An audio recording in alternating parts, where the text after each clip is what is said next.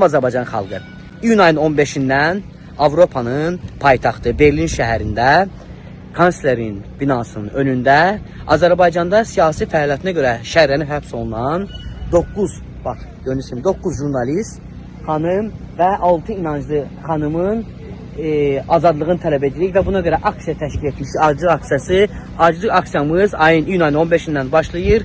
Ayın 20-sinə kimi gördüyünüz kimi burada palatkalar qurulub, insanlar gəliblər bura və hamımız bir amacımız var. Azərbaycanda şərrənib həbs olunan 9 jurnalist xanım və 6 inanclı xanımın azadlığını tələb edirik. Əzəm vətənlər, bu videonu bəyənin, paylaşın, qoy bütün dünyaya agah olsun. Bütün dünya bilsin ki, Əliyev rejiminin ucbatından 9 gənc xanım peşə fəaliyyətinə görə, jurnalist peşə fəaliyyətinə görə həbs olunub.